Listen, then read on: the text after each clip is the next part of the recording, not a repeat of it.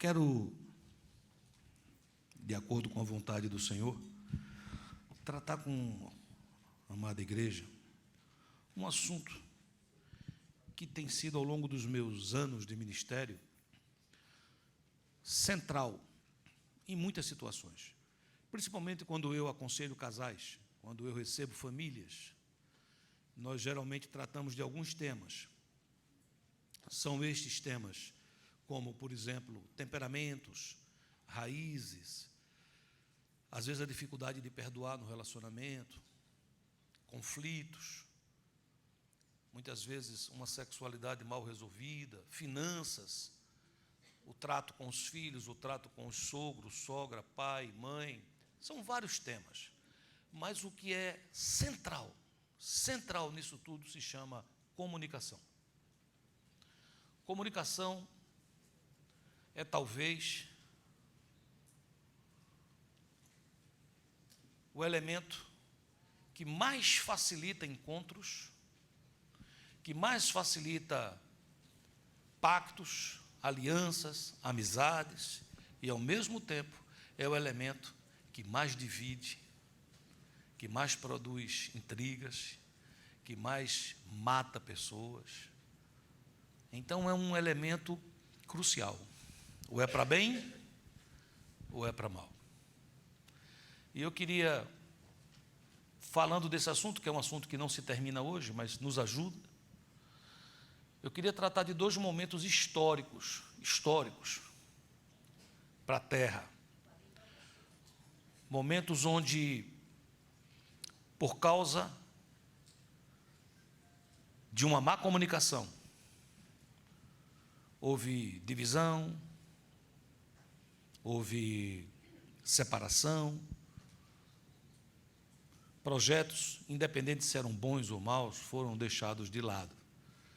E em outro momento, por causa de uma excelente comunicação, acontece algo espetacular, extraordinário, que faz com que até hoje nós soframos positivamente o reflexo desse momento.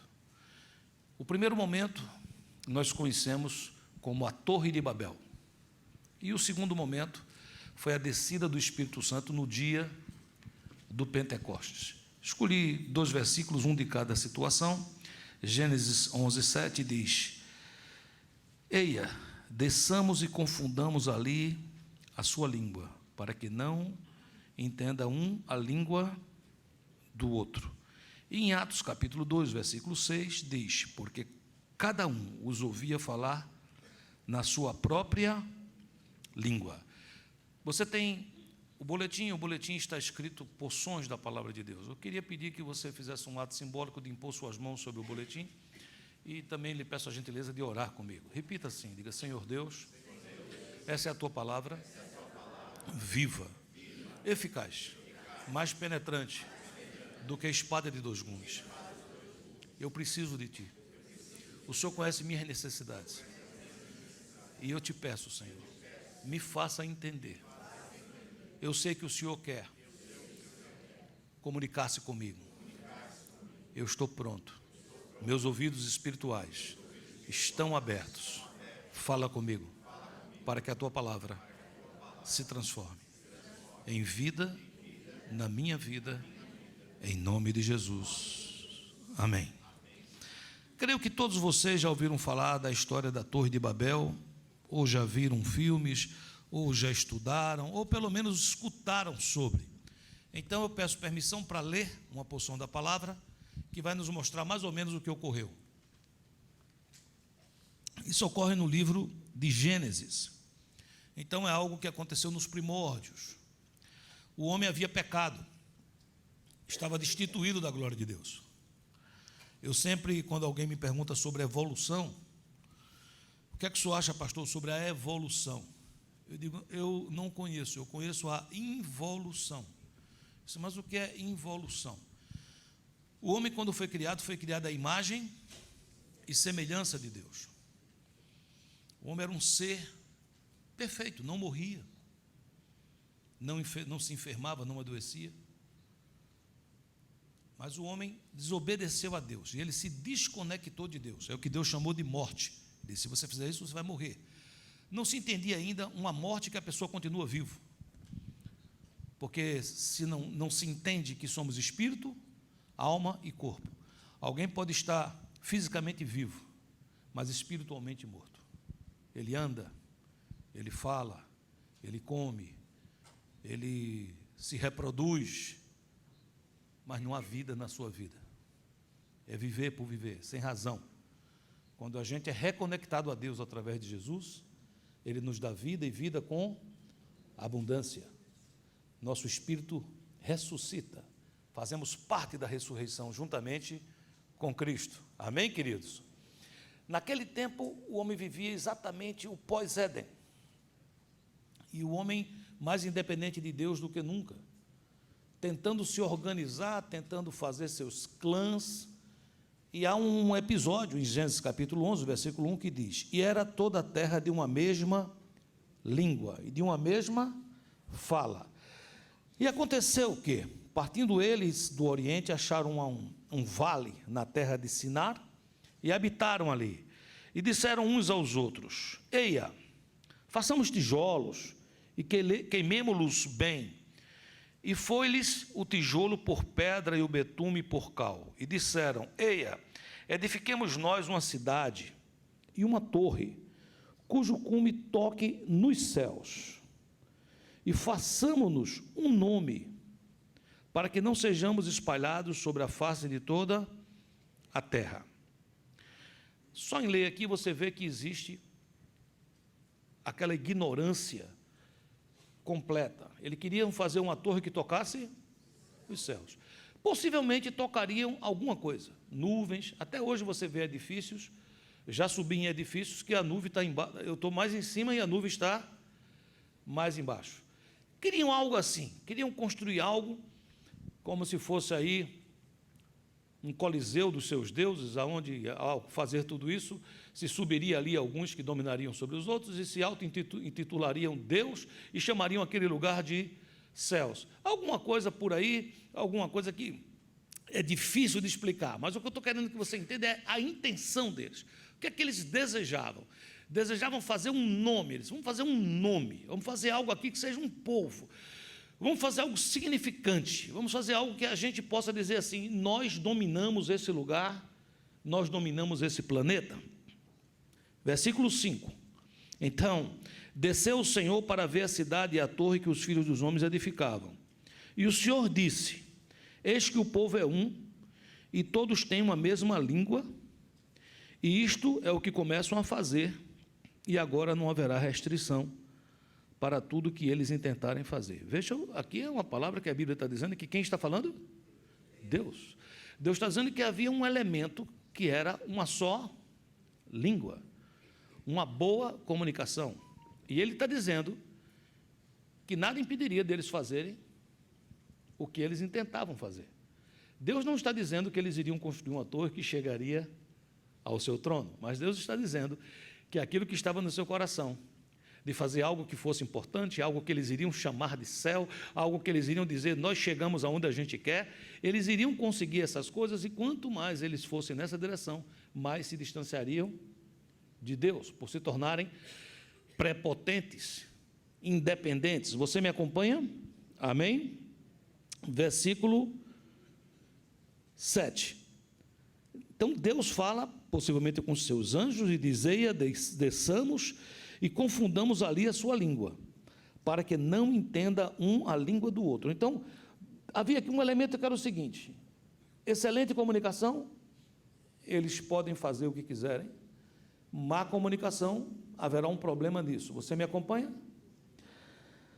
Assim o Senhor os espalhou dali, sobre a face de toda a terra, e cessaram de edificar a cidade. Então, veja bem, ali estava, toda a terra tinha uma só fala, esse pessoal estava reunido, e eles tinham um desejo de construir uma cidade fortificada, uma torre enorme, e fazer um nome, e fazer algo que fosse assim, como se fosse algo que fosse para rejeitar a Deus, uma afronta a Deus.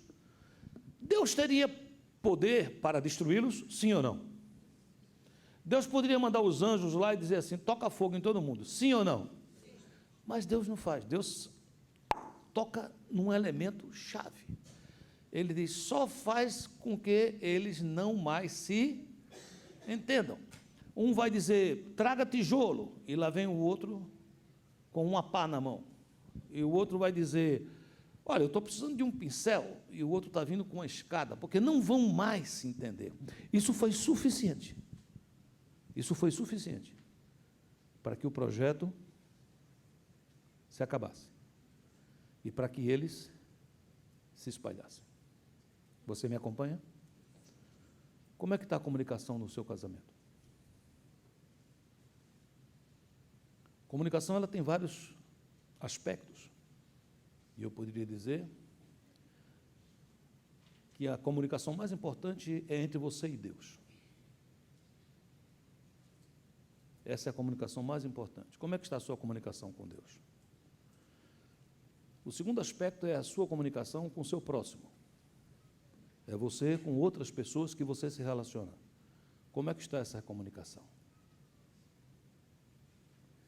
E a última, não menos importante, como é que você está se dando com você mesmo? Como é que está sendo a sua comunicação com sua alma? Como é que você tem conversado com você mesmo? Esses três aspectos são extremamente importantes. Tanto o aspecto espiritual com Deus, como o aspecto interpessoal, como o aspecto intrapessoal. O que ocorreu em Babel pode estar ocorrendo hoje na sua vida. Pode ser que o esposo diga uma coisa e a esposa entenda outra. Pode ser que o pai diga uma coisa e o filho entenda outra. E vice-versa. E mais ainda, pode ser que Deus esteja falando com você e você não esteja entendendo. Pode ser que você olhe para o espelho e o que você conversa com você, as vozes interiores que você escute, sejam vozes desanimadoras.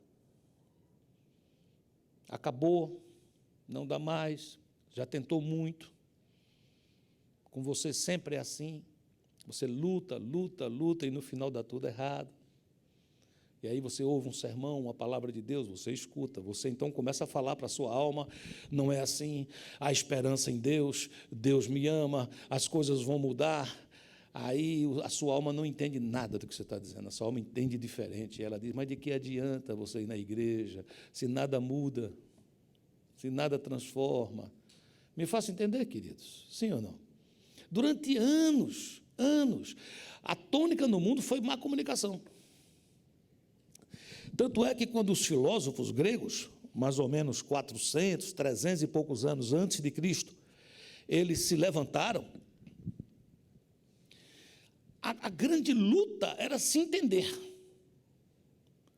Começou então a ideia da filosofia, de se estudar, de se conhecer. Dizia Platão, conhece-te a ti mesmo. Porque todo mundo queria informação. Informação sempre foi sinônimo de poder. Você já viu uma pessoa muito curiosa? Por que a pessoa é curiosa? Você sabe? Não estou falando curiosidade de querer descobrir as coisas, inventar. Curiosidade assim, de saber o que está acontecendo na vida dos outros. Já viu alguém desse jeito? Sim ou não? É porque dá a impressão de poder. Se você é alguém que sabe tudo o que está passando, o que está passando na casa do outro, o que está passando não sei aonde, quando alguém fala com você, a pessoa diz, ó, já sabia, nunca me enganou. Então, o que eu estou tentando explicar para você é que quando a gente vai por esse caminho, vai acontecer conosco coisas que nós vamos estudar hoje aqui, terríveis. Mas a Bíblia diz que Jesus veio na plenitude dos tempos, ou seja, quando o pensamento grego tentava fazer o que Babel não conseguiu. O pensamento grego tentava trazer filósofos para que se conversassem, para que se entendessem, para que se escrevessem livros, e começou a ter um movimento antropocêntrico, ou seja, um movimento que colocava o homem no centro, que era exatamente o que Babel desejava fazer de uma maneira tosca. Tijolo, cal, tinta. Agora se tentava fazer de uma maneira muito mais meticulosa, que era através da construção de babéis mentais. que a Bíblia também chama em Coríntios de sofisma, de barreiras, de fortalezas que se levantam. É quando eu construo para mim ideias, pensamentos fora da palavra de Deus, mas que de certa maneira massageiam o meu ego, me trazem alguma falsa esperança.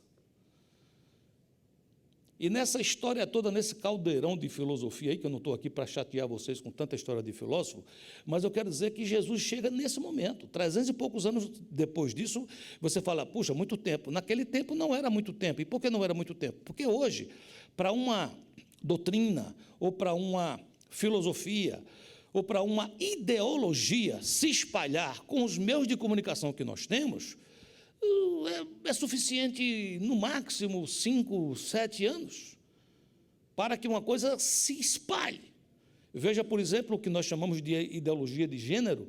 Isso é uma coisa de, talvez, de uma década, uma coisa parecida, que começou a surgir um pouco mais, mas quando chega todo esse sistema de comunicação, isso se espalha de uma maneira tal, entra através da academia, das escolas, do acadêmico, e dessa maneira, daqui a pouco, todo mundo está sabendo do que está acontecendo. Naquela época não era assim. Para que essa filosofia grega, esses pensamentos, esses pensadores, esses livros, pudessem entrar, e entra uma situação complexa, porque você tem, por um lado, a Grécia tentando dominar as coisas através da mente. Perto dela tinha Esparta, que eram muito bons em guerras e coisas desse tipo, mas entra Roma, de uma maneira muito moderna, que dominava diferentemente das outras, porque as outras nações, quando dominavam, elas entravam e destruíam. E Roma entra e não destrói, ela entra, ela conquista a mente dos antigos líderes corruptos, os corrompe, traz para si, e ela consegue fazer com que a nação fique intacta sob o seu domínio. É isso que nós, mais na frente, vamos chamar de Império Greco-Romano. Vocês, pastor, o que é que isso tudo tem a ver com a mensagem? Pelo amor de Deus, né? É que Jesus chega nesse momento. E todos eles apontavam para caminhos, para verdades, para isso. Alguns até andavam pela rua com uma lanterna. O que está fazendo? Estou procurando onde está a verdade. E Jesus chega e diz assim, eu sou o caminho, a verdade e a vida. E ninguém vai ao Pai, a não ser por mim. Jesus não fala de filosofia, Jesus não fala de pensamento grego, Jesus não fala de império romano, Jesus fala de um reino que não é deste mundo, é um reino eterno, não é um reino nem sequer milenar, é um reino eterno, que sempre existiu, existe e sempre existirá. Ele fala do reino de Deus. E ele traz outros pilares para esse reino. E uma das coisas importantíssimas é que no dia que a igreja instituir, entenda, meus queridos, a igreja começa no dia do Pentecostes.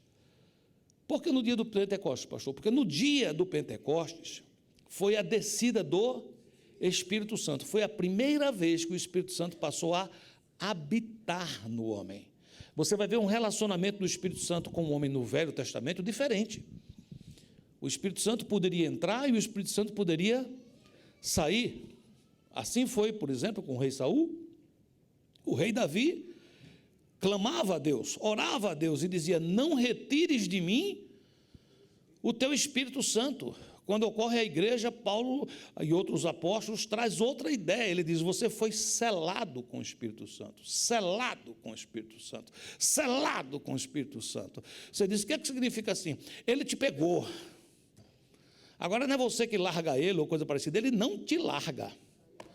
Você ainda tem poderes para fazer uma coisa que você não deve. Você pode extinguir a ação do Espírito Santo, você pode apagar a ação do Espírito Santo, você pode entristecer o Espírito Santo. Como pastor, você que se converteu, você recebeu Jesus, você é igreja, você é templo do Espírito Santo, você detém dentro de você o poder dos poderes, porém, você resolve viver uma vida de pecado. E nessa hora, esse pecado opaca, extingue, no sentido de tornar nulo a ação do Espírito Santo. Por isso Paulo diz, não apagueis o Espírito. Mas agora não é assim, não é uma pessoa que se converte hoje, estou com o Espírito Santo hoje, e amanhã o Espírito Santo sai. Eu tenho o Espírito Santo. Amém, queridos? Ainda existe uma possibilidade, a Bíblia diz, de alguém apostatar da fé. Mas isso aí é uma outra doutrina, só isso aí vai dar para a gente ter que falar um domingo inteiro. Lá em Hebreus 6 diz que alguns apostataram da fé, ou seja, apesar de ter conhecido a bênção do presente século, do século vindouro, esses rejeitaram. Aí é uma outra história, é uma exceção à regra. Vocês me façam entender com vocês, sim ou não? Então, naquele dia que o Espírito desce e que acontece algo espetacular na terra, ou seja, a igreja é fundada. A igreja é fundada, queridos, não é porque Pedro, João, Tiago disseram, vamos alugar um prédio? Vamos procurar em Jerusalém onde é que tem um lugarzinho para a gente alugar? Aí alugaram e disseram, que legal, vamos colocar aqui, Igreja dos Apóstolos do Senhor Jesus. Não foi isso, não aconteceu isso. Você entendeu ou não? A igreja não foi fundada porque eles compraram um aparelho de som bom. Entendeu? Você imagine Pedro comprando um telão desse. Né? Não houve nada disso. Nada, nada. Você diz, mas como é que a igreja foi fundada, pastor? Foi fundada num dia, querido. Quando o Espírito Santo de Deus desce sobre aquele povo. E a Bíblia diz que num dia 3 mil almas se converteram. Receberam o Espírito Santo. A igreja começa, ela tinha 120 pessoas, e ela agora tem mais 3.120, primeiro dia. Amém, queridos? E você diz, o que foi que aconteceu para isso acontecer? O que aconteceu foi que o Espírito Santo resolveu o problema de Babel. Diga assim, o Espírito Santo resolveu o problema de Babel. E que problema era o problema de Babel? Ninguém se entendia. E o que é que o Espírito Santo faz? Leia comigo Atos 2, acompanhe. Versículo 1, cumprindo-se o dia do Pentecostes, estavam todos reunidos no mesmo lugar. E de repente, veio do céu um som, como de um vento veemente, impetuoso, encheu toda a casa em que estavam sentados. Foram vistas por eles línguas repartidas como que de fogo, as quais pousaram sobre cada um deles.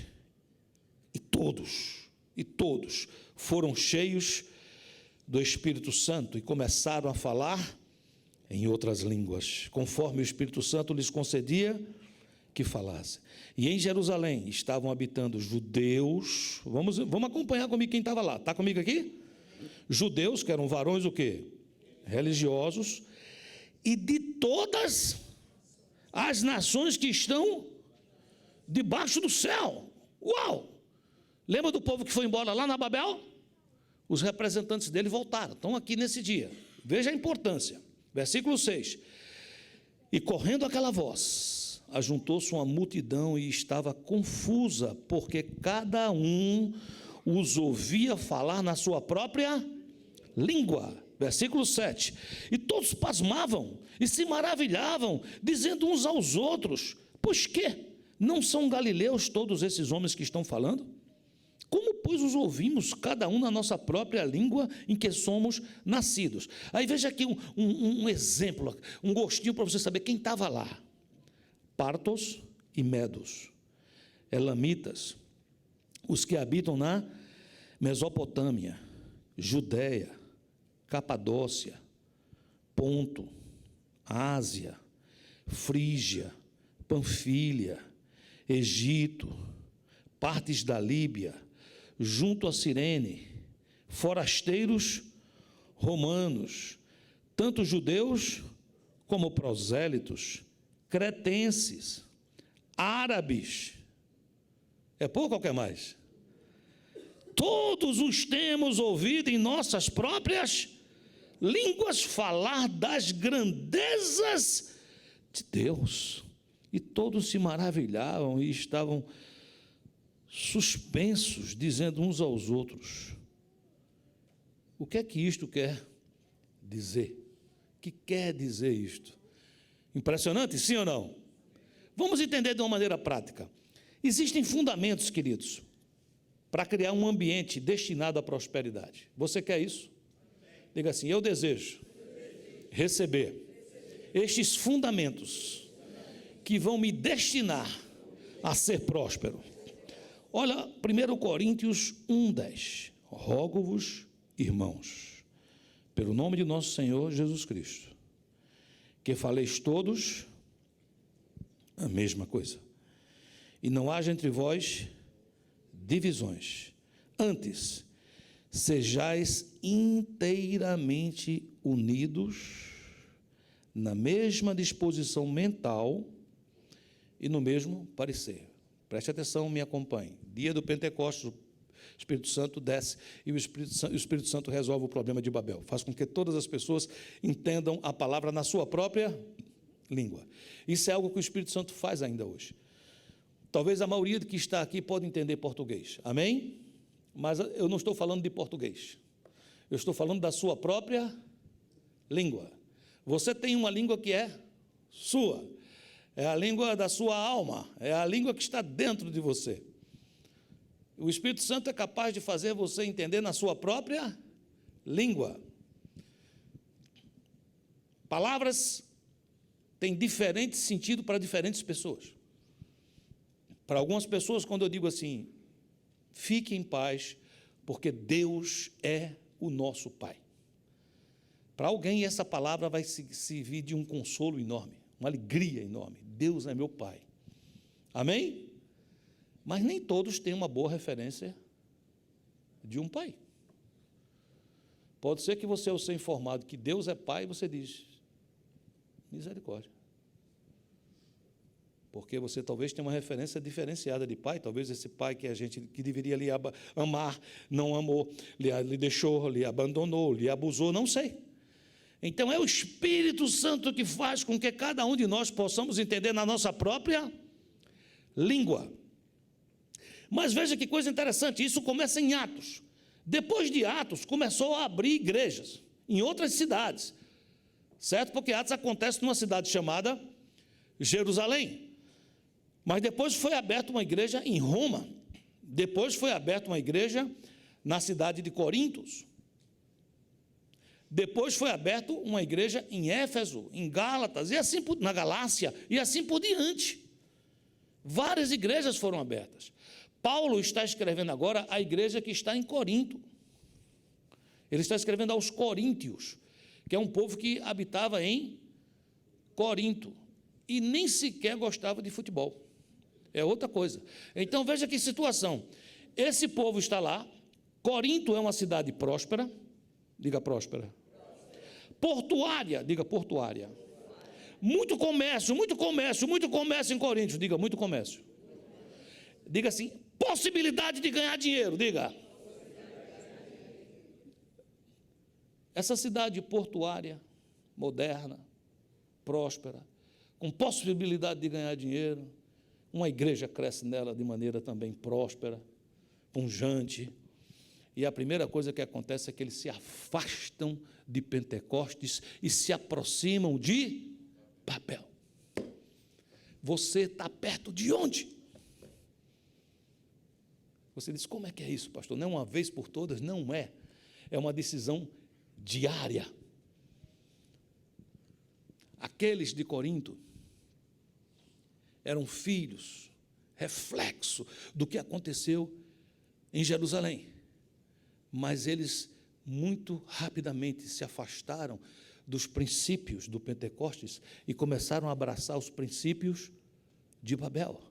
E Paulo está dizendo aqui a eles, eu gostaria que vocês tivessem o mesmo parecer mental. Paulo está dizendo assim, se vocês forem por esse caminho, vai ser uma destruição total, porque há um princípio que diz que a casa dividida não prevalece. Diga isso, a casa dividida não prevalece. Recentemente, alguém chegando para mim, conversando sobre a presidência do Brasil, sobre isso, sobre aquilo outro, sobre tal, eu disse, deixa eu te falar uma coisa. Tem um problema acontecendo. E o problema não é de esquerda e nem de direita. É uma quebra de fundamento bíblico. Existe divisão. Ninguém se entende. Babel desceu. Está entendendo o que eu estou falando, sim ou não? Você falou, o que é que o senhor está desejando? Estou desejando absolutamente nada, eu desejo o bem, eu quero que as coisas aconteçam, eu quero que o Pentecostes desça. Mas eu estou dizendo que quando Babel desce, querido, é o espaço para a casa estar dividida. E casa dividida não prevalece. Você está entendendo o que eu estou dizendo? Eu estou trazendo para você um fundamento hoje, que ele é tão amplo, e tão profundo e tão forte, que ele vai do teu lar até os gabinetes dos governos maiores e mais poderosos da face da terra. Quais são os fundamentos para você ter uma vida próspera? É você viver com a sua família, com o seu Deus, com você mesmo, e encontrar um só propósito. Diga, um só propósito. Você diz, o que é que significa um só propósito, pastor? Quando todos desejam o mesmo resultado. Diga, quando todos desejam o mesmo resultado. Vai ter sacrifício? Isso não importa. Alguém vai ter que renunciar? Não importa. Alguém vai ter que dormir menos essa noite? Isso não importa. E por que não importa? Porque nós estamos imbuídos, estamos todos alicerçados, aliançados com um só propósito. Segunda coisa importante, uma boa comunicação. Uma boa comunicação faz com que a gente tenha uma só linguagem. Você falou, o que é que significa isso, pastor? É quando a expressão emitida é perfeitamente recebida. Diga, quando a expressão emitida é perfeitamente recebida. Eu estou tentando me comunicar com você. E eu estou esperançoso, porque eu conto com o Espírito Santo. Se não fosse ele, eu estava aflito. Então você diz, o que é que significa isso? Significa que eu não quero pregar bem. Significa que eu não quero que no final você diga, uau, esse homem prega muito bem. Eu não estou interessado nisso. Talvez até você goste, talvez você não goste. Talvez você diga, eu acho que o pastor Júnior prega muito bem. Talvez no final você diga, eu acho que o pastor Júnior prega assim, meio, muito mais ou menos. Não é importante. Você fala, o que é importante? É aquilo que Deus colocou no meu coração e que eu estou tentando expressar para você, possa chegar intacto, perfeito, sem corrupção no seu coração. Você entende isso? Isso é uma boa comunicação. É quando o esposo diz à esposa, querida, você vai trabalhar hoje? E ela entende perfeitamente a pergunta. Ela entende que ele está dizendo assim, eu queria saber da sua agenda para que eu possa ajustar a minha agenda. Que horas você vai sair do trabalho, que horas eu vou sair, quem vai pegar as nossas crianças na escola, quem não vai. Quando a comunicação não é entendida e que ele pergunta, querida, você vai trabalhar hoje? Ela vai dizer, hello? Por acaso a escrava aqui, algum dia, deixou de trabalhar? Não chegou lá, você entendeu ou não? Foi emitido, mas não chegou lá. É preciso que haja uma boa comunicação, que se fale e que se chegue lá. Terceira coisa interessante, tudo isso deve produzir uma unidade de opiniões, um mesmo parecer. Aí você vai dizer, ai pastor, eu não gosto de ser aquela Maria vai com as outras, eu não quero ser vaca de presépio. Querido, preste atenção, meu querido, isso aqui não é nada a ver com isso, não. Isso aqui nós estamos falando de uma família que se levanta para vencer, de uma igreja que se levanta para vencer e cumprir o propósito. E quando eu falo vencer, não é você ser mais rico do que seu vizinho. Quando eu falo vencer, não é ele colocar lá um Mercedes na porta, você diz, deixa comigo, na próxima semana eu coloco um Lamborghini. Tem nada a ver com isso. É uma família que se levanta para construir o Pentecostes dentro de casa. Um lugar onde tem vida, milagres, poder, alegria, comunicação, Deus reinando. O contrário também existe, queridos. Fundamentos em um ambiente destinado ao caos. Quantas famílias não estão vivendo caos? Quantas igrejas não estão em um ambiente caótico? Quantas empresas, sócios que sonharam, colocaram na caneta, pensaram, fundaram a empresa. Oh, glória! Empresa fundada, 2 sócios, uma bênção. Conseguiram um dinheiro emprestado. Coisa linda, entendeu ou não? Quebraram o princípio. Você diz, como é que faz, pastor? Tem muitas coisas, não vou ficar contando aqui para vocês tudo, não. Mas basta sair um dia para jantar os dois. E Maria, que é a esposa de José, observa Joana, que é a esposa de João. E quando ela entra no carro, Ela diz: José, oi, João está trabalhando em outro lugar além da empresa? José diz: não. Você notou a bolsa que a Joana usava? Aquilo não foi comprado na Ross.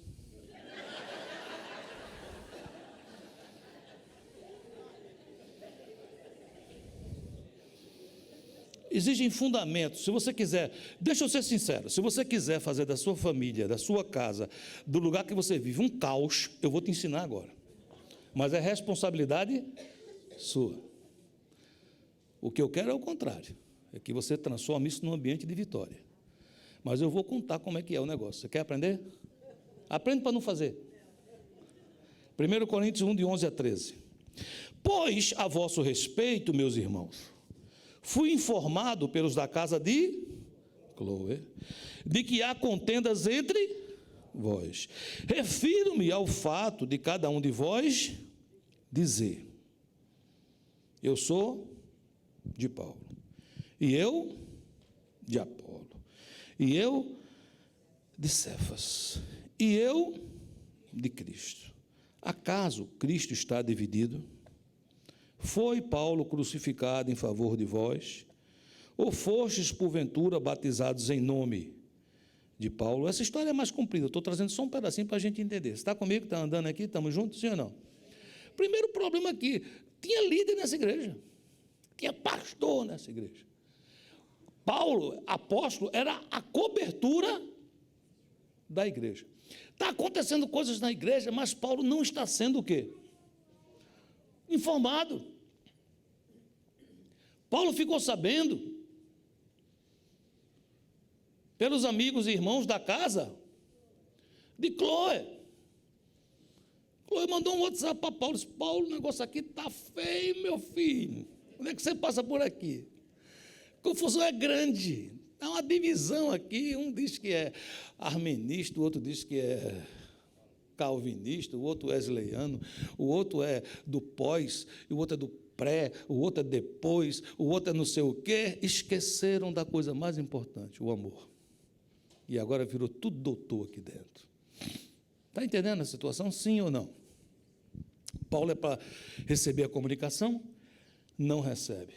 Cloé, no desespero, passa por cima de todo mundo e comunica a Paulo. Não foi uma coisa que não deveria ter sido feita, mas ela estava num desespero. Aí Paulo, para consertar, ele abre o jogo. Porque Cloé podia ter dito assim: Paulo, eu vou te dizer umas coisas, certo? Certo, mas pelo amor de Deus, Paulo, olha, eu te peço por tudo que é mais sagrado, não diga quem foi que ele disse. E Paulo deve ter dito a ela: oh, minha irmã, não dá, eu vou dizer. Porque se você quer consertar, é assim: má comunicação, trevas. Boa comunicação, luz. Má comunicação, mentira. Eu faço, mas digo que não fiz. Eu invento. Deus está vendo. Boa comunicação, eu declaro, eu falo, eu errei. Foi mesmo, aconteceu. Então, Paulo começa a tratar, dizendo assim: deixa eu colocar as coisas às claras. Foi Cloé que me falou. Mas eu quero que você saiba que eu sei que você agora está sabendo, que eu estou sabendo, que você sabe, que foi Cloé que me contou. Ou seja, não toca nela. Entendeu mais ou menos o que eu estou dizendo, sim ou não? Verdade. Quer acertar as coisas ou não quer acertar? Tem que ter coragem. Tem que dizer a verdade. Não sei. A pessoa já chega para mim: pastor, eu quero falar com o senhor. Diga. Olha, eu vou lhe contar uma coisa. Conte. Olha, mas eu quero pedir que o senhor não conte a ninguém. Eu digo: eu não sei se eu vou contar a ninguém, porque depende do que você vai contar. Não, mas é porque quem me contou disse que eu não contasse. Eu digo: mas quem lhe contou? Não posso dizer quem foi. Essa situação, eu digo: olha, com licença, vai tomar um café ali no outro canto e eu vou fazer outra coisa. Não tem luz. Me faça entender ou não? Você diz: então, quais são os fundamentos? Primeiro ponto, linguagens diferentes. Diga: linguagens diferentes. A segunda coisa, má comunicação. E a terceira coisa, diversos propósitos, diversos pareceres. Ou seja, eu estou nessa casa, o meu interesse que eu casei com essa mulher é porque eu acho ela bonita, eu quero ter intimidade com ela e eu quero que ela cozinhe para mim. A mulher casou porque ela precisava de documento, e esse varão aqui é cidadão americano, ô glória, e ele também tem um emprego, e ele vai me sustentar. Você diz, o que é que o senhor acha, pastor? Eu não acho nada, já busquei, já procurei, mas isso aí não acha nada. São propósitos completamente diferentes. Cada um está querendo puxar brasa para a sua sardinha, querem construir o seu próprio reino. O caos está chegando, lá vem a cavalo, entendeu ou não? Uma empresa, mesma coisa, queridos. Seu relacionamento com Deus, a mesma coisa.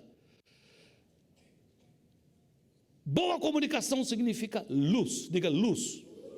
Não é ser estúpido, não é ser violento, não é maltratar as pessoas, mas é ter coragem de chamar o irmão e dizer assim, meu irmão, deixa eu te falar uma coisa, eu estou achando isso, se estiver errado, me corrige, para a gente poder entrar na luz. Estou me comunicando bem?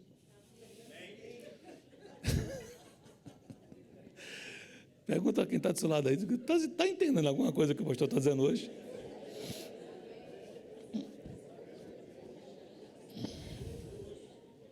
Olha, eu vou ser sincero com você, vou ser sincero. Se a essa altura você estiver entendendo assim, mais ou menos, eu já estou feliz, viu? Vamos sair de Babel, diz a quem está do seu lado, vamos sair de Babel, diz. Diga, vamos entrar em Pentecostes, diga. Amém?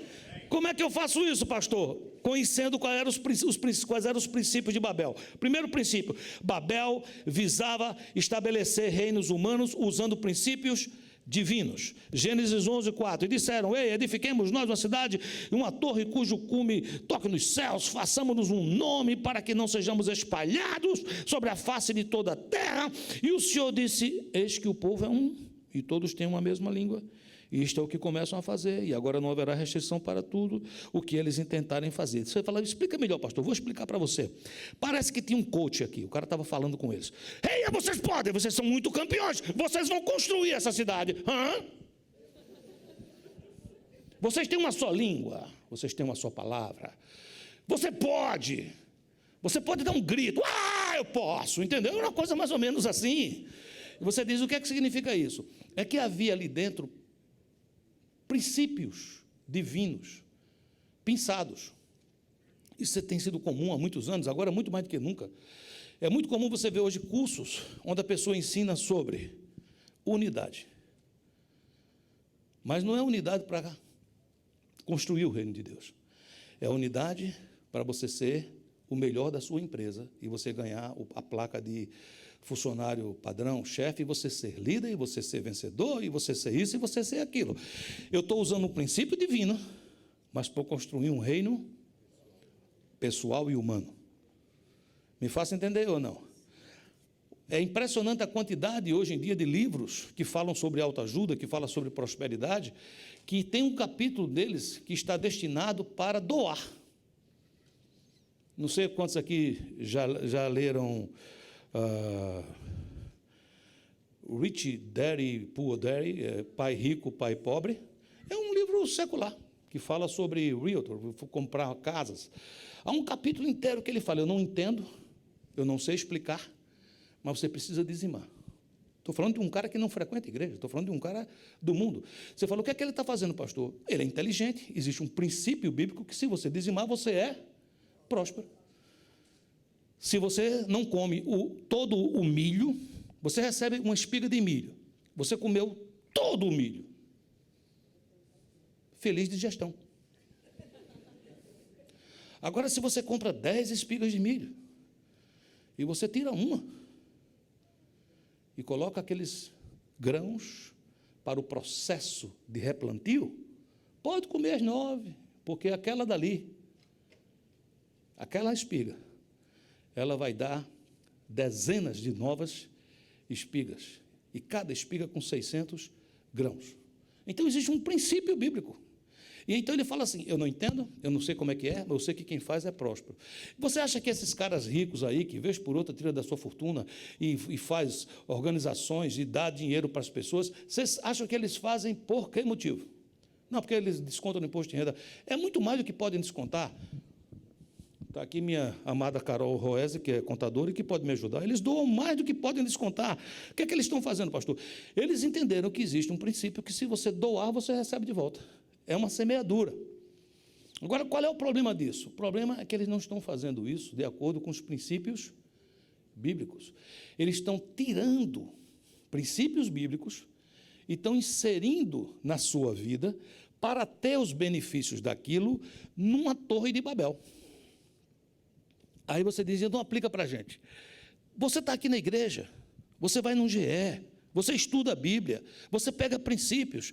E se você é uma pessoa inteligente, porque você é, se você é uma pessoa esperta, porque você é, se você é uma pessoa que diz, não, eu quero bem para a minha família, e eu creio que você quer, você vai começar a escolher alguns princípios e aplicar dentro da sua casa.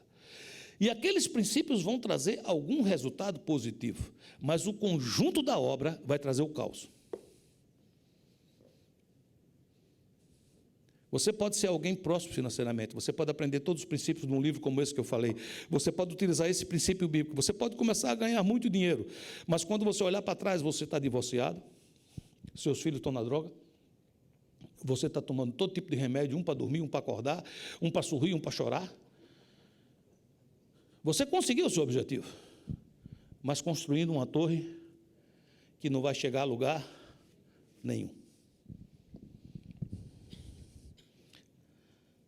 Segunda coisa importante, eles buscavam estabilidade sem Deus. Eles queriam estabilidade, eles queriam uma vida boa, mas sem Deus. Gênesis 11:4, disseram, eia, edifiquemos nós uma cidade e uma torre, cujo cume toque nos céus. Façamo-nos um nome, para que não sejamos espalhados sobre a face da terra. Ou seja, se nós começarmos a migrar, vamos nos dispersar, vamos enfraquecer. Então a ideia de independência e de estabilidade que nós temos, ela vai começar a ter problemas. Então eles começam a buscar ter estabilidade sem Deus. Você pode falar para mim, pastor, eu quero estabilidade nesse país, eu quero ter um bom emprego, eu quero ter documentos, eu quero ter uma vida saudável, eu quero comer uma boa comida, eu quero fazer uma boa ginástica. Isso é errado? Não, isso não é errado.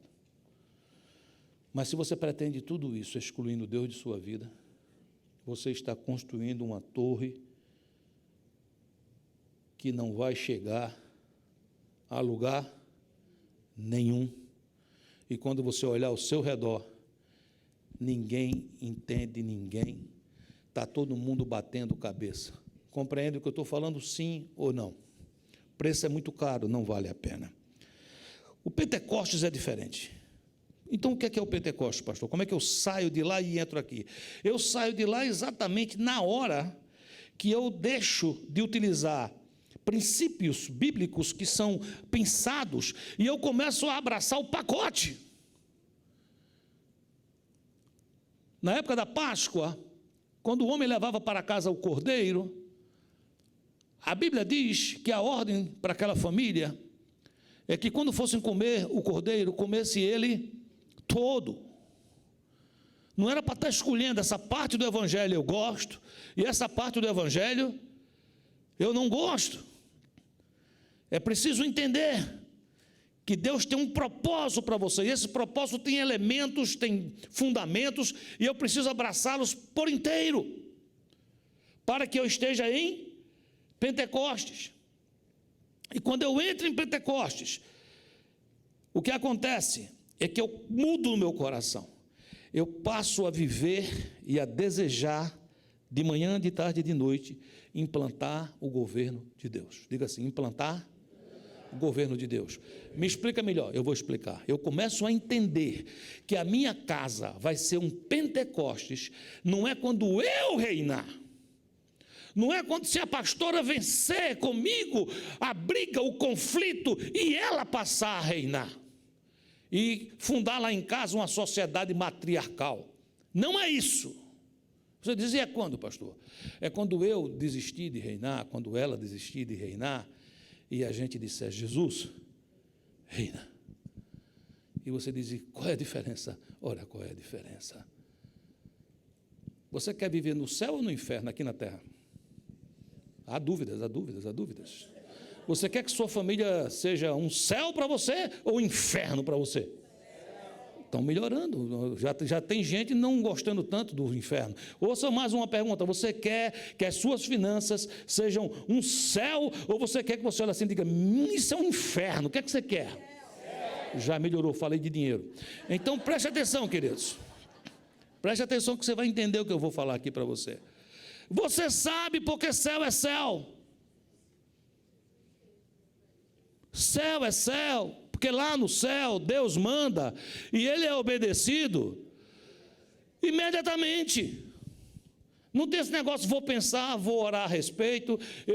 Se Deus está mandando, Deus diz a mim, Júnior, ame Rosana, do jeito que Jesus amou a igreja. Diga assim, desse jeito, assim, até se entregou por ela. Então, quero que você ame nessa intensidade. E eu digo, é difícil. Eu amo, eu gosto dela. Não, estou dizendo para você amar como Cristo amou a igreja. Não, eu sei, mas é porque ela é descendente de italiano e tudo, e tem algumas outras coisas. Isso deixou de ser céu. Eu já disse aqui 200 vezes, vou dizer mais uma vez que tem gente nova. Eu fico pensando no céu. Vamos supor que chegou a hora de avisar a Maria que ela está grávida do Espírito Santo. Maria tem acabado de ficar noiva de José. E naquela época, os homens, quando pediam uma moça assim em casamento, não gostavam de saber que ela estava grávida e não era dele. Naquela época, hoje não sei. Então, aquilo começa a acontecer na terra, e eu imagino que os anjos todos estão vendo, né? E aí Deus diz, Gabriel, eu quero que você vá lá na terra, converse com Maria e diga a ela uma excelente notícia. Diga que ela está grávida. Ela vai ficar um pouco em dúvida, dizer, mas como, se eu nunca conheci homem? Ele disse, não se incomode, não, isso é coisa do Espírito Santo, é uma bênção e tal, e tal, e tal, e tal. Você acha que quando Deus disse, Gabriel, ele falou, Senhor, esse negócio, eu acho que vai dar confusão. Você acha que ele falou isso? Não. Para mim, quando Deus falou assim, Gabriel, ele, eis-me aqui, Senhor. Olha, Gabriel, tu vai lá agora, conversa com Maria, fala isso, fala isso, fala isso, fala isso. Ele, oi, Maria, tudo bom? Tudo bom, Gabriel. Oi, como é que você está? Tudo bem? Você é bem-aventurado entre as mulheres. Que alegria, que bom, então. Você está grávida. Eu não estou. Tá, claro que está. Mas eu nunca conheci ninguém. Mas você não conheceu, mas o Espírito Santo conheceu você e você está grávida do Espírito Santo. Ela então disse, então se faça em mim de acordo com a vontade do Senhor. Está aqui tua serva, está aqui tua serva. Aí Gabriel, volta, disse, deu certo. Amém? Aí Deus fala, Gabriel, ele, pois não, Senhor. Volta e agora fala com José. Não sabemos por que motivo José não gostou da ideia. Você imagina o Gabriel dizendo assim, eu sabia que ia dar nisso. Eu até quis dar minha opinião, mas não fui dar. Você imagina uma coisa dessa, não? Quando ele fala, Gabriel, você vai lá e fala com José, o que é que Gabriel faz? O que é que Gabriel faz? Todos juntos, o que é que Gabriel faz? Vai lá e fala com José. Diz, José, para. Por quê? O que está em Maria é bom, é do Espírito Santo de Deus. Ela falou a verdade. E você tem que segurar a onda. E ele volta e diz, deu certo. Amém, queridos? Daniel, homem de Deus. Conhece Daniel? Lutando, orando, clamando ao Senhor. Pá, pá, tchu, tchu. Deus manda um anjo chamado com a notícia. para dar a bênção. Quando esse anjo chega, ele é preso. Aí Deus manda o anjo Miguel, que é o que, o arcanjo Miguel? É o da guerra. Lá vai ele, para amarrar lá, para deixar Gabriel passar. Tudo ocorre assim no céu, tudo, diga assim, é tudo direito, diga. Tudo funciona, diga. Não tem aquele lance de dizer assim, o negócio deu errado lá, Miguel, vai lá e amarra o principado da Pérsia para Gabriel passar. Você imagina o Miguel falando, tu quer guerra comigo? O Gabrielzinho aqui é o repórter, só vai dar boa notícia para lá, notícia para colar. E eu é que fico com essa luta toda. Você imagina isso, querido? Diga assim, céu é céu, porque Deus manda. E todo mundo obedece. Então você quer que a sua vida vire um céu? Sim ou não? Então você tem que implantar o governo de Deus na tua vida, porque quando Deus começar a mandar na tua casa, na tua vida, na tua saúde, como Ele manda no céu, é nesse momento que o Pentecostes vai descer. Atos 2,6, e correndo aquela voz, ajuntou sua multidão e estava confusa, porque cada um os ouvia falar na sua própria língua. E todos pasmavam, se maravilhavam, dizendo uns aos outros, pois que não são galileus todos esses homens que estão falando, como, pois, os ouvimos cada um na nossa própria língua em que somos nascidos? Qual é a resposta? Diga assim, o céu desceu. É só isso. No dia, varão, que você disser uma coisa que a sua esposa entender, de primeira, bote as duas mãos para o céu e diga, o céu desceu. Oh, glória! No dia, minha irmã, que você disser um negócio para ele fazer,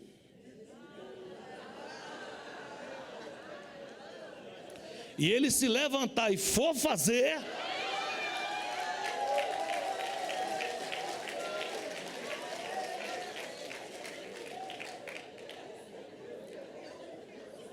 aí vai o conselho, hein? Não faz festa. Desfaça. Fica tranquilo. Mas lá dentro você diz, o céu desceu. Porque se você mostrar muito ânimo, nós, seres humanos do lado masculino, ficamos desconfiados. Se você disser, você pode trocar aquela lâmpada? Eu disser, posso. E a pessoa ficar... O que é que tem ali? Vou levar um choque. Estabeleça de vez na sua vida a dependência de Deus. É assim, eu quero céu, eu quero Pentecostes, eu quero uma boa comunicação, eu quero prosperidade. Então estabeleça de vez, eu sou dependente de Deus. O que é que significa ser dependente de Deus, pastor? É que eu preciso, antes de fazer, antes de pensar, consultar. Eu tenho um dono, eu tenho um Senhor. Eu sou servo dele, o nome dele é Jesus Cristo, ele me comprou por preço, hoje eu não mais me pertenço. Me faço entender ou não? Estou com vontade de fazer isso. Pergunte a quem? Ao seu dono. Compreende o que eu estou falando, sim ou não? João, você tem um carro? João Rovessa, você tem um carro? Sim ou não? É seu o carro? Não precisa você falar de Jesus, eu sei que é seu. Também sei que é de Jesus. Ok, a chave está no bolso dele. Se eu precisar do carro do João, se eu tiver uma ideia mirabolante sobre o carro do João, o que é que todos vocês acham que eu preciso fazer? Conversar com o João, dizer, João, estou com uma ideia maravilhosa. O que é? Olha, eu não quero gastar a milha do meu carro, não quero gastar os pneus do meu carro, e eu estou querendo ir para Nova York com o teu carro. Aí ele disse, você vai deixar o seu comigo? Não, eu acho que deve andar de Uber nesse tempo. O João tem todo o direito, porque é proprietário do automóvel, de me dizer não. Você diz, puxa, como ele é ruim. Não, ele é uma pessoa inteligente, ele está vendo que eu estou querendo o quê? Fazer uma coisa errada com o bem que Deus deu a ele para ele cuidar. Sim ou não? Chego para João e digo, João, estou passando mal, tu me leva no hospital? É diferente. Sim ou não? O João diz, levo. Quem vai dirigindo? O João. Mas por quê, pastor? Porque o carro é dele. A geladeira da sua casa lhe pertence. Eu não posso, como sou pastor, chegar na sua casa, bater na porta, tudo bem, com licença. Vou lá na geladeira, abro e digo, que queijo bom, esse é que eu gosto. E não sei o que e tal. Conversem, falem comigo, faz tempo que eu não como desse queijo, tudo em paz. Você fala, não, pastor, o senhor fica à vontade, lá em casa o senhor tem liberdade. Se eu der a doideira e fizer isso uma vez, você vai achar graça. Se fizer duas, você vai dizer assim, vamos mudar de igreja, que nós temos um pastor louco aqui dentro. Você fala, o que é que você quer nos ensinar com isso? Eu quero nos ensinar coisas simples. Se você entende sobre o direito de propriedade, você não se pertence mais. Você é propriedade do Senhor Jesus. Eu estou pensando, converse com o seu dono. Eu vou fazer, converse com o seu dono. Quando eu começo a fazer isso, eu começo a entender algo impressionante. Deus começa a fazer proezas através de você. Quando Pedro entendeu isso, Pedro se entregou a Deus e passou a ser propriedade de Deus. Lembre, Pedro foi aquele que negou Jesus. No Pentecostes, Deus levanta Pedro para pregar para uma multidão. Olha bem, Pedro lá estava se escondendo. Você lembra que ele estava se escondendo? E agora Pedro vai pregar para milhares de pessoas. O que vai acontecer depois de ele pregar para milhares de pessoas? Todos vão ficar sabendo que Pedro e Jesus são o quê? Ligados, conectados, amigos íntimos. Antes ele estava, as servas, as empregadas estavam dizendo, ele é da turma dele, e ele estava dizendo, eu não sou. Quando o Pentecostes entra na vida de Pedro, Pedro se levanta numa multidão. Ele era um pescador, um homem simples, e ele traz uma palavra esclarecedora. Ele recebe o dom da comunicação. Já pensou um negócio desse? Pedro, que dizia um negócio de noite e de manhã fazia outro. Pedro se levanta, Atos 2,16, e ele diz, mas isto é o que foi dito pelo profeta Joel. E nos últimos dias acontecerá, diz Deus, que do meu espírito derramarei sobre toda a carne, e os vossos filhos e as vossas filhas profetizarão, os vossos jovens terão visões, e os vossos velhos sonharão sonhos. Pedro se levanta cheio do Espírito Santo e começa a explicar o que é que está acontecendo, porque eles estavam perguntando, o que é que está acontecendo, como é que pode milhares de pessoas de tantos lugares do mundo, e todos nós estamos entendendo. Pedro dizia, calma, o que está acontecendo aqui é o cumprimento de uma profecia.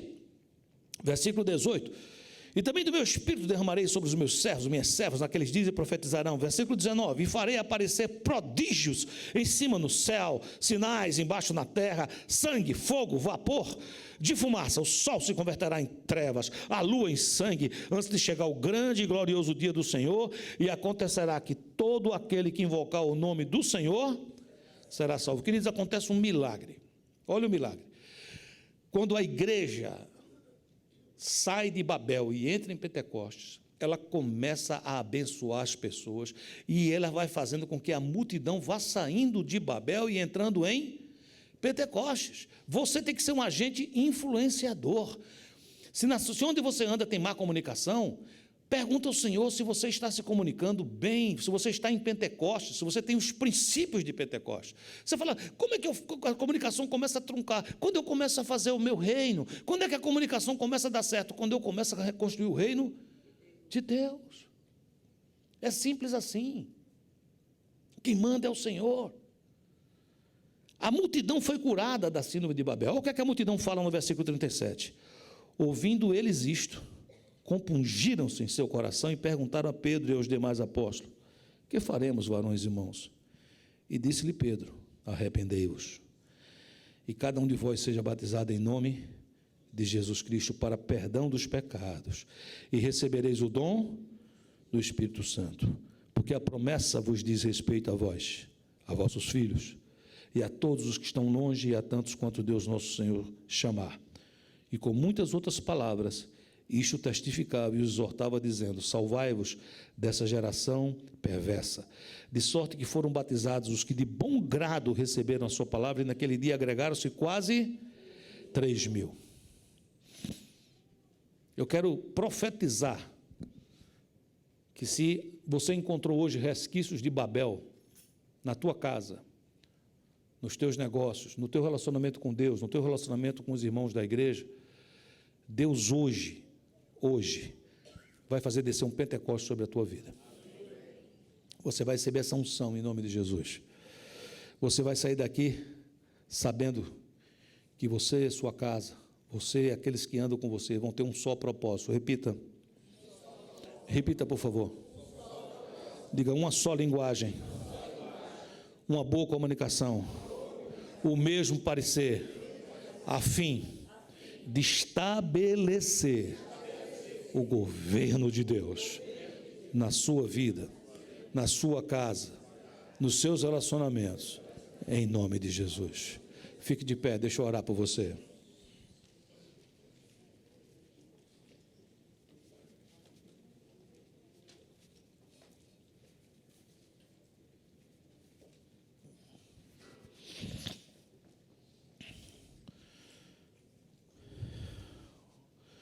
Uma das coisas que para mim, me toca tanto em Atos, nessa descida do Pentecostes, é que existe algo tão diferente, mas que mostra exatamente o que Deus estava fazendo. Preste muita atenção. Geralmente, quando você ouve uma palavra, você escuta uma palavra, não é sempre que você sozinho diz: eu quero mudar. Às vezes, por isso que a gente faz apelo. A gente diz: se o Senhor te tocou, vem aqui à frente, vamos orar, vamos consolidar o que Deus está fazendo na tua vida, a fim de ajudar você a sair daqui com a bênção e não perder a bênção. Amém? Mas lá aconteceu um negócio estranho. Pedro já estava quase terminando a mensagem. Eu acho que o grupo musical já tinha até entrado de novo para tocar aquela canção. O povo se levantou. O povo se levantou. O povo se levantou e falou: o que é que a gente faz agora? O povo disse: a gente não vai voltar do jeito que a gente chegou aqui, não. Não tem jeito, a gente não quer isso, não. O povo se levantou e falou assim: o que é que eu faço agora? É quando Pedro disse: arrependei-vos, sede batizados e recebereis o dom do Espírito Santo. Você ouviu a palavra. Você sabe se você está em Babel, se você está em Pentecostes, ou se você está em Pentecostes com alguns reflexos de Babel, e por isso as coisas não estão funcionando. Então, nós vamos orar ao Senhor agora. Se você entende isso, se Deus falou com você, se você faz parte desse grupo e diz: espera aí, eu não vou voltar para casa assim não, então, sem demorar muito, você sai do seu lugar e você vem aqui à frente que a gente vai orar, em nome de Jesus.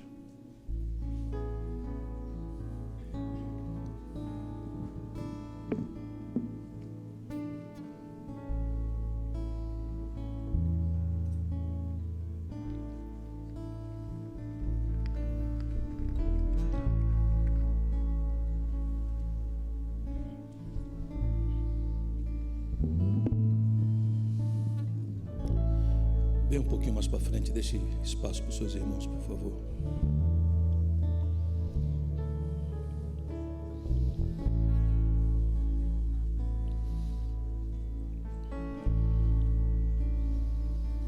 Senhor, eu quero te pedir perdão por tantas vezes usar princípios da tua palavra para construir minha torre, para construir minha Babel. Perdoa-nos. Nós queremos pedir, Senhor, e queremos fazer isso hoje. Queremos destruir toda construção, toda fortaleza, toda torre forte que se levante contra o teu reino e a favor do meu reino pessoal. Quero te pedir perdão, Senhor, por tantas vezes, em nome do teu reino, em nome da tua igreja, em nome do teu ministério, sermos pegos de verdade, construindo o nosso reino, Senhor. Te peço perdão por isso. É por isso, Senhor, que acontece conflito nos nossos lares. É por isso, Senhor, que acontece conflito nos nossos relacionamentos. É por isso que acontece conflito nos ministérios da igreja. É por isso que acontece conflito, Senhor, nos trabalhos. Mas nós nos arrependemos e te pedimos perdão. E a tua palavra diz que se nós confessarmos os nossos pecados, o Senhor é fiel, o Senhor é justo para nos perdoar os pecados e para nos purificar de toda a injustiça. Eu quero, em nome de Jesus, apresentar ao Senhor meus irmãos e minhas irmãs que estão aqui na frente. Eles estão vindo aqui, Senhor, porque eles estão dizendo assim: eu não quero Babel. Eles estão vindo aqui porque eles estão dizendo assim: eu quero Pentecostes na minha vida. Eu não quero seguir discutindo para ver quem tem razão. Eu não quero seguir discutindo para estabelecer minha vontade. Eu não quero seguir discutindo para estabelecer o que eu penso. Chega. Eu quero me arrepender. Eu quero morrer para mim, para ressuscitar para ti. Eu quero ser cheio do Espírito Santo. E eu peço que o Senhor contemple cada um que está aqui, Senhor. Cada família que está aqui representada. Que estão teus filhinhos, irmãos e irmãs, que se aproximam diante de ti, do teu trono de graça.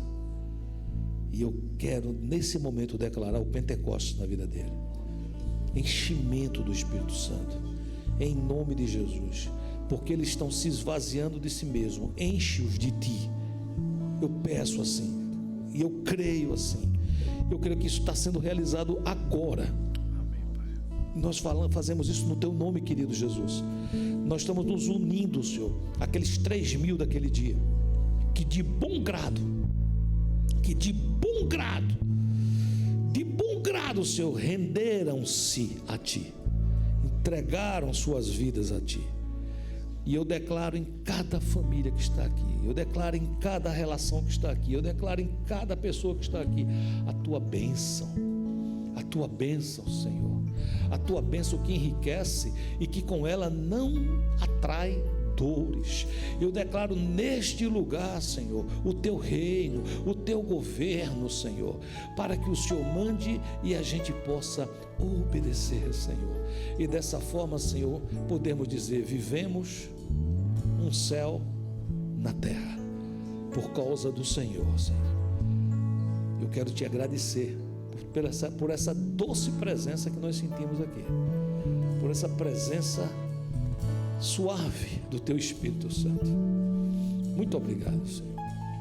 Eu sei que coisas grandes estão sendo feitas aqui agora, e eu quero pedir que o Senhor unja, Senhor, cada um que está aqui nesse lugar. Cada um que está aqui nesse lugar. Eu quero pedir a você que desejar.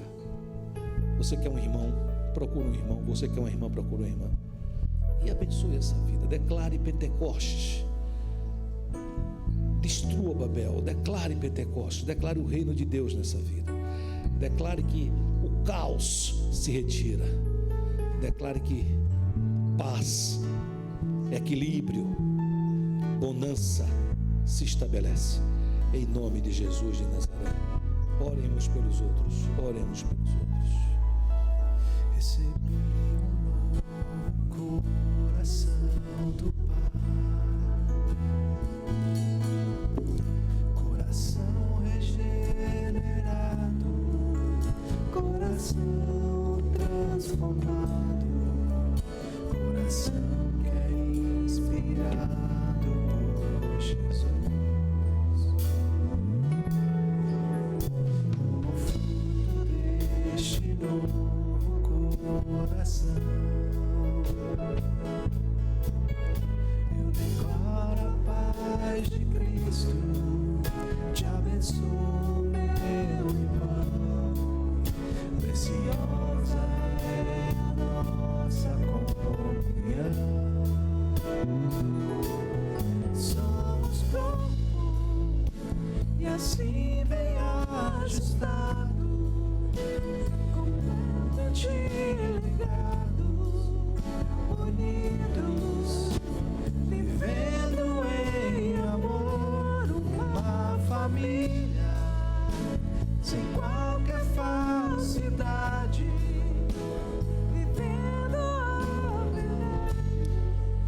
Deus, glória a Deus. Podem ficar aqui ainda mais, se vocês podem nos ajudar. O pastor Valério vai nos ajudar nesse momento. Você que está em casa, você que está aqui, nos lembrando quão é importante entender que tudo isso começa um dia quando a gente aceita Jesus. Amém, pastor. Eu quero falar àqueles que estão aqui, que chegam por primeira vez, e também aqueles que nos veem através da internet, através dos meios de comunicação. Essa palavra é poderosa, é tremenda, porque nas nossas vidas, muitas vezes estamos levantando torres de Babéis no coração, e essas torres se refletem na nossa vida no dia a dia, nas nossas relacionamentos com filhos, com esposos, esposas, trabalho, família. Por muitos anos, queridos, eu da minha vida levantei torres de Babéis. Torres de Babéis porque eu queria aplicar os princípios de Deus na minha vida, porém sem Deus. Eu queria usar os princípios de Deus da unidade, da prosperidade, porém não prosperou porque isso não tinha Deus. Até que um dia eu tive um encontro pessoal com Deus. Não existe uma maneira, querido, que nós possamos merecer nada, porque nós não merecemos nada. Se fosse por merecimento, eu estaria no inferno. Eu teria tomado o lugar de Jesus naquela cruz, queridos. Nós não merecemos nada. A palavra diz que por graça somos salvos por meio, através da fé. E é um dom de Deus. Nós não merecemos nada. Eu quero convidar vocês, queridos, para fazer uma oração. Uma oração de entrega. A palavra diz que se nós cremos no nosso coração que Jesus Cristo é o Senhor e que Ele ressuscitou, seremos salvos. Por quê? Porque com o coração se crê para a justiça e com a boca se confessa, dando testemunho público. Amém, queridos? Então quero convidar vocês para fazer uma oração de entrega, de renúncia, de arrependimento, pedir que Deus nos perdoe e receba no seu reino. Amém? Então feche os teus olhos, por favor, incline o teu rosto e repita comigo: Senhor Jesus, eu reconheço que eu sou um pecador e que eu não mereço salvação, eu não tenho como fazer nada para que eu possa ser salvo, mas eu entendo que Deus enviou seu Filho, Jesus Cristo, que veio para cumprir uma missão, tomar o meu lugar naquela cruz, e Ele morreu naquela cruz pelos meus pecados. Através da sua morte eu posso receber vida eterna. Através do seu sangue os meus pecados são lavados. E nesse dia de hoje eu confesso com a minha boca que eu creio que Jesus é o Senhor e que Deus o levantou dos mortos. E através desta oração eu declaro que eu sou um filho de Deus. E te peço, Jesus, que envie o teu Espírito Santo para que eu seja selado no teu santo nome. No nome de Jesus. Amém e amém. Dá um aplauso ao Senhor, querido.